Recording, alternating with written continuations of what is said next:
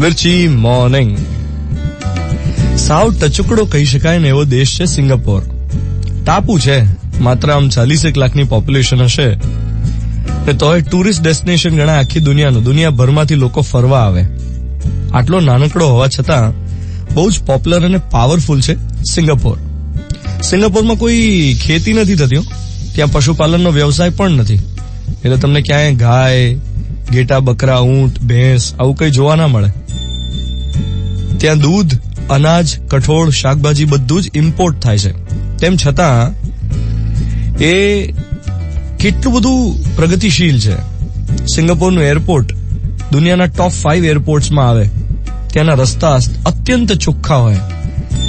રસ્તાની ફૂટપાથ બહુ જ સરસ રીતે પાક્કી બાંધેલી હોય. સવારે શૂઝ પહેરીને તમે ફરવા નીકળો તો સાંજે શૂઝ ઉપર ધૂળનો એક પણ કણ ચોંટેલો ના હોય, એટલી બધી ચોખ્ખાઈ.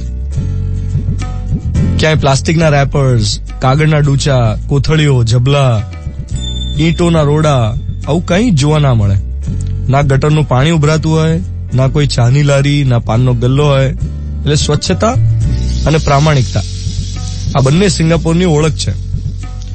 મોટિવેશનલ સ્પીકર શિવ ખેરા, એમની સાથે મારી મુલાકાત થયેલી. એમણે કહેલો એક કિસ્સો મને અત્યારે યાદ આવ્યો કે સિંગાપોર ગયેલા ત્યારે એમને હોટલ પર જવાનું હતું તો ટેક્સી વાળાને જગ્યા મળતી નહોતી, એને એડ્રેસ બરાબર મળતું નહોતું. એને 3 વાર ફરવું પડ્યું અને ફરીને પછી ફાઇનલી એ ડેસ્ટિનેશન પર લઈને આવ્યો. અને પછી જયારે શિવ ખેરાએ પૈસા આપવાની વાત કરી તો પેલા પૈસા લીધા જ નહીં. એટલે શિવ ખેરા કે યાર પણ તારો જેટલું થયું એટલું તો લઈ લે. તો કે ના, આમાં ભૂલ મારી છે ને, તમે તો અહીંયા ટુરિસ્ટ છો, મને ખબર હોવી જોઈતી હતી કે આ જગ્યા ક્યાં આવેલી છે.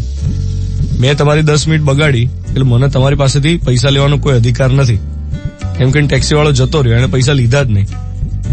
સો આ પ્રામાણિકતા અને સ્વચ્છતા, ચરિત્રની સ્વચ્છતા પણ સિંગાપોરની ઓળખ છે. આજે સિંગાપોરનું ઇન્ડિપેન્ડન્સ ડે છે.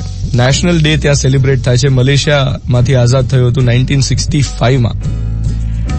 અને આ વાત એટલે યાદ કરી કે આપણા દેશમાં પણ આવું થઈ શકે જો આપણે ધારીએ તો. આપણે ધારતા નથી બસ. 15 ઓગસ્ટ આવી રહી છે.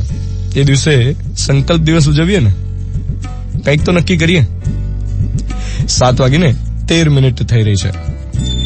9 ઓગસ્ટ 2017 બુધવારની સવાર. મિર્ચી 98.3 પર હું છું દ્વાનિત તમારી સાથે.